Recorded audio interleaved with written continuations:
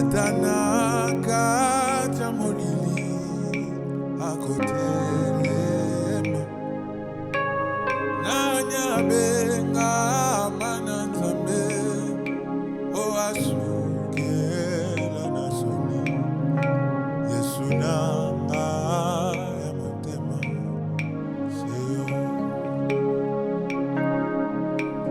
motema ezanilika olo Yesu oya tombo atanaka jamolili ye akotelema nanyabenga mananzambe easukela nasoni Yesu nanga ya motema seyo motema ezanilika olo Yesu moya tombo atanaka jamolili akotelema nanyabenga mananzambe easukela nasoni Yesu nanga ya motema seyo motema ezanilika olo Yesu moya tombo atanaka jamolili eakotelema nanyabenga mananzambe oeasukela nasoni Yesu nanga ya motema seyo naliziba ya lola naye komibwaka naliziba ya lola naye komibwaka naye koluka Or à Jérusalem, près de la porte des brebis, il y a une piscine qui s'appelle en hébreu Bethesda et qui a 5 portiques. Sous ces portiques étaient couchés en grand nombre des malades, des aveugles, des boiteux, des paralytiques qui attendaient le mouvement de l'eau, car un ange descendait de temps en temps à la piscine et agitait l'eau. Celui qui descendait le premier après que l'eau avait été agitée était guéri, quelle que fût sa maladie. Là se trouvait un homme malade depuis 38 ans. Jésus l'ayant vu couché, sachant qu'il était malade depuis longtemps, lui dit: veux-tu être guéri? Le malade lui répondit: Seigneur, je n'ai personne pour me jeter dans la piscine. Quand l'eau est agitée et pendant que j'y vais, un autre descend avant moi. Lève-toi, lui dit Jésus, prends ton lit et marche. Aussitôt cet homme fut guéri. Il prit son lit et marcha. C'était un jour de sabbat. Les Juifs dirent donc à celui qui avait été guéri: c'est le sabbat, il ne t'est pas permis d'emporter ton lit. Il leur répondit: celui qui m'a guéri m'a dit: prends ton lit et marche.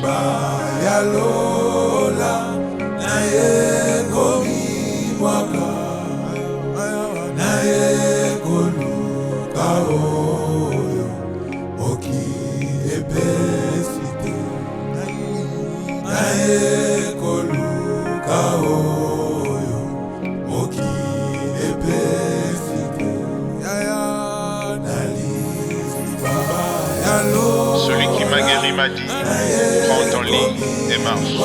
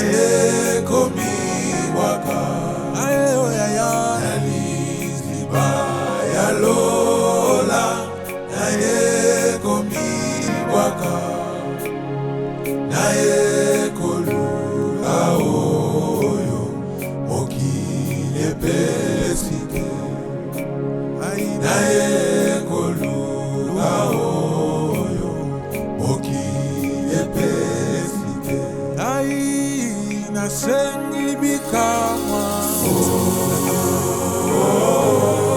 Yawe lelo nalingi namona na bomoi moyo kilosambo ngai nasengi bikamwa oyo nde papa bana ngai nalingi namona na bomoi nanga yondeze na mambo ngai nasengi bikamwa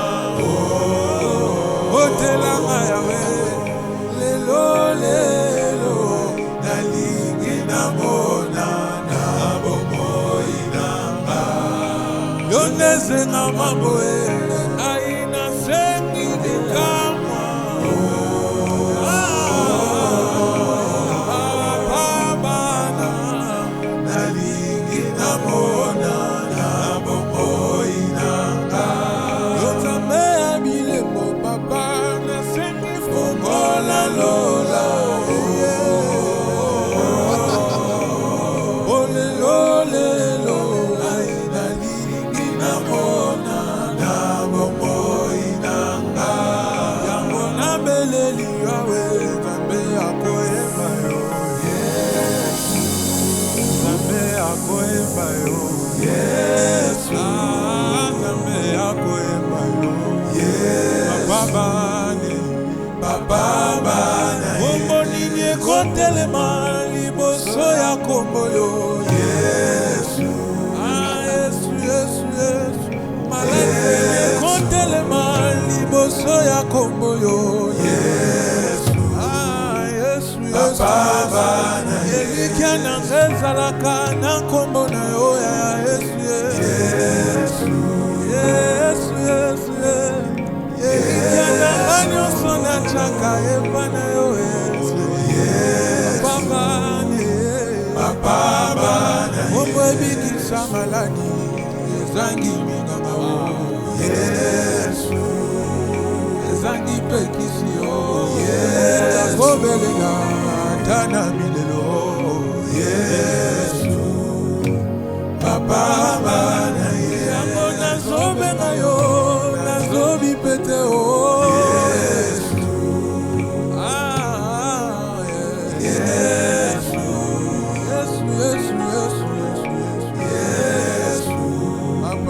Papa bana aponde nzambe akoyema Yesu yonde kombo yakobelela atana molili kombo yakobelela atana milelo kombo ya atana matanga kombo yakobelela atana ebale kombo yakobelela katikati ya mbonge kombo nakobelela Papa